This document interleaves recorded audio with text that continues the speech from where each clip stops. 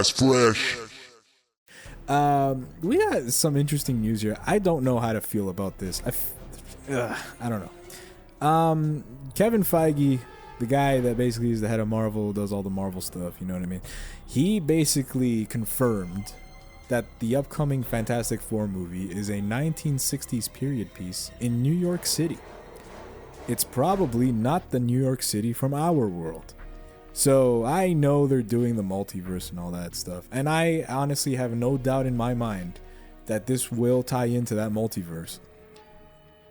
Which that's the part that like I don't really like. Like way to make this way more confusing than it needs to be. But if this was strictly kind of like Matt Reeves' Batman, like if this was strictly a Fantastic Four movie of the 60s, I think I would love it. But it's just that overarching thing of like, okay, but how are you going to tie this in? Because inevitably you're going to tie this in. It's too much money not to tie it in somehow, you know? So that's what kind of has me down about it. I'm looking forward to it regardless.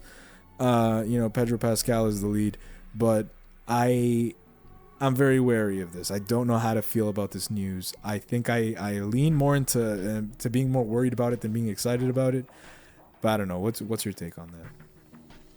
What concerns you so much? Oh, it's just the fact that they might screw it up because they might just be too worried about making it make sense to the multiverse aspect of things, right? Like, I want like just a nice movie. I just want a good movie that like I don't have to worry about this other bullshit. But inevitably, this is Marvel we're talking about. They are not in the business of making standalone movies anymore. They want everything interconnected. So that's what worries me really. It's just they're gonna try. I'm worried they're gonna fumble with this ball. I just feel like they're gonna not make this a nice transition into the modern day era if it is in fact set in 1960s in a different New York. That's all I'm saying.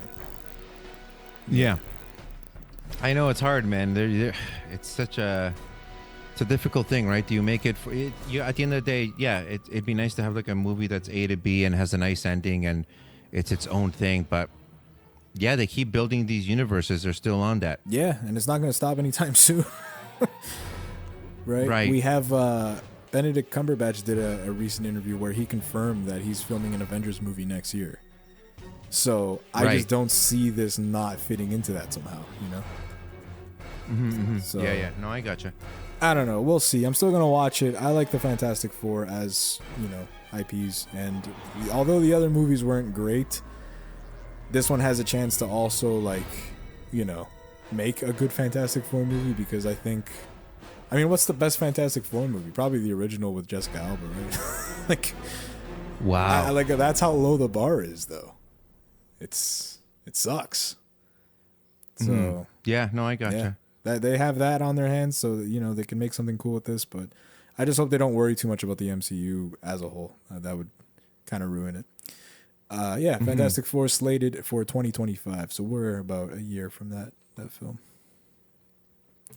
Cool. Yeah, you watching Fantastic Four, Chris?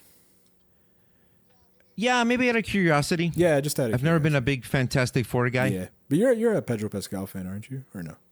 Yeah. There you go. Yeah, I haven't seen The Last of Us, but he's a great actor. It's funny. I'm thinking of watching that.